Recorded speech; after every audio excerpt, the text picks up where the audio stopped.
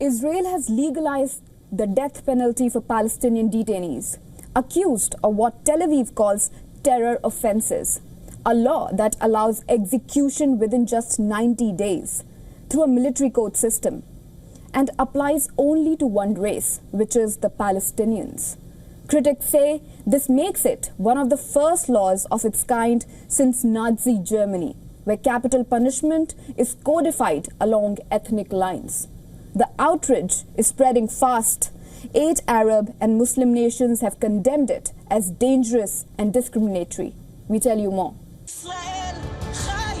A storm is brewing over a controversial new law in Israel, one that introduces the death penalty for Palestinian detainees accused of terror offenses. The backlash is swift and sharp. Foreign ministers from 8 countries, including Turkey, Saudi Arabia, Qatar, Egypt and Pakistan, have issued a joint warning. They call the law discriminatory, they call it dangerous, and they say it risks igniting an already tense region.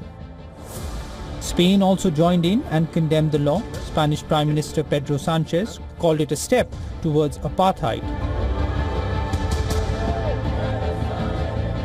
Voices against the new Israeli law are rising around the world. These are images from London. Protesters carrying banners and raised slogans against the Israeli government.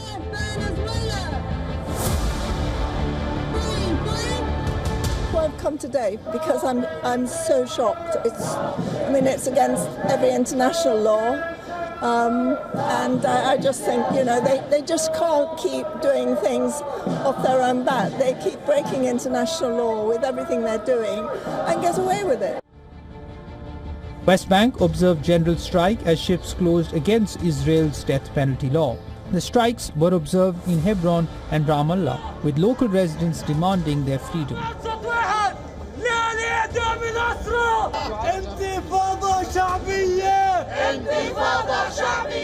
At the heart of the concern is that the law applies only to Palestinians.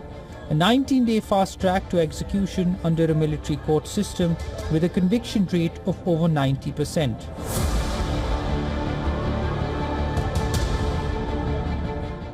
This fascist and racist legislation embodies the racism of the occupation and how it deals with Palestinians in particular, as it does not apply to Israeli Jews who carry out daily killings of Palestinian civilians through settler actions in Palestinian villages.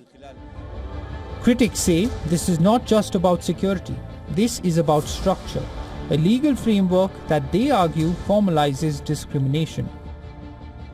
But the timing of this law is just as critical as its content.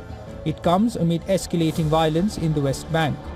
Thousands of incidents, IDF raids, arrests, displacements in just weeks, entire communities forced out, Israeli settlements expanding. In the last 2.5 years, at least 87 Palestinian detainees have been killed in what human rights organizations describe as a network of torture camps, the highest recorded number since 1967. And in this context, the law is being seen not as an isolated move, but as part of a broader strategy, a strategy critics say that seeks to tighten control over land, over movement, and over the very existence of a people.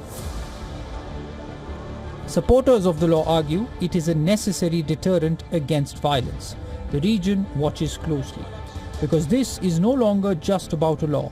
It is about what comes next for Palestinians in West Asia.